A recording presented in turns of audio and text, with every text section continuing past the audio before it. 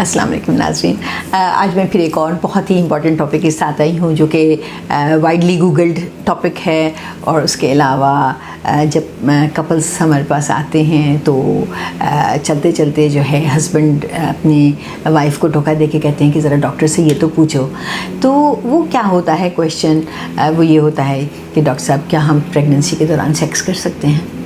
तो ये सवाल काफ़ी इम्पॉर्टेंट है और ये बहुत कॉमनली आस्क्ड क्वेश्चन है। और मैं चाहती हूँ कि जो हमारी यंग कपल्स हैं और ख़वातीन हैं उनके अंदर ये इसकी अवेयरनेस हो कि ये वेदर इट इज़ सेफ़ और इट इज़ अनसेफ़। अच्छा, सबसे पहले तो मैं एक बात बताऊँगी कि प्रेगनेंसी जो है इट इज़, अगर जो अनकॉम्प्लिकेटेड प्रेगनेंसी है, it is considered to be normal physiological condition, यानी कि नॉर्मल कंडीशन है ये, ठीक है।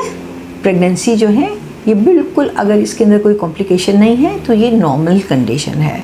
और अगर ये नॉर्मल है तो इसके अंदर आप हर चीज़ नॉर्मली कर सकते हैं, ठीक है। जैसे कि सीढ़ियाँ चढ़ना, चलना फिरना, घर के काम काज करना, ये सब चीज़ें नॉर्मली कर सकते हैं।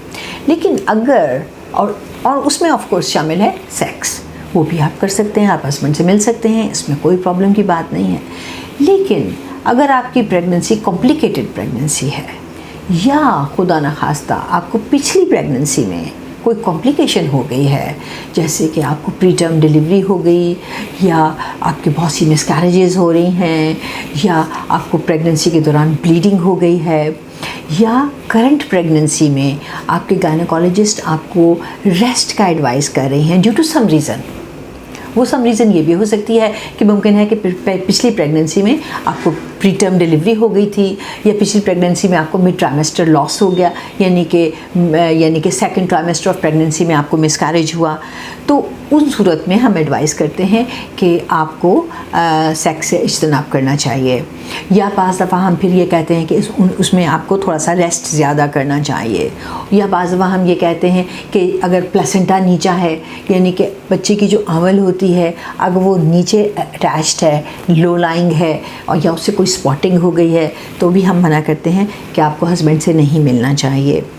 इसी तरह वो लोग जिनको मल्टीपल प्रेगनेंसी लॉस हो चुके हैं उनको भी हम ये थोड़ी सी एडवाइस देते हैं कि आपको हस्बैंड से थोड़ा सा परहेज़ करना चाहिए।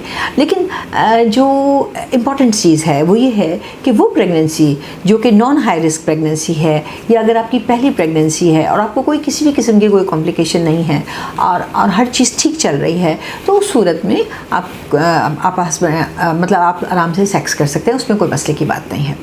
लेकिन एक चीज़ का ध्यान रखना चाहिए, वो ये है कि बहुत फोर्सफुल सेक्स जो है वो ठीक नहीं है, उससे डैमेज हो सकता है, उससे बाज़ दफ़ा अंदर भी ब्लीड हो सकती है।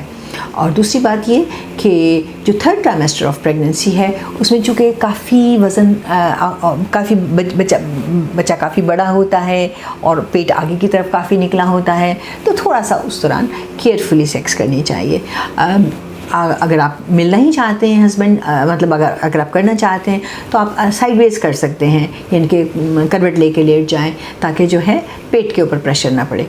तो मैं ज़्यादातर यही एडवाइस करूँगी कि अगर प्रेगनेंसी के दौरान अगर आपने सेक्स करनी है तो सिर्फ इस चीज़ का ध्यान रखना है कि प्रेगनेंसी में अगर कोई कॉम्प्लिकेशन है तो आप अपने डॉक्टर से पूछे बगैर ये एक्टिविटी ना करें।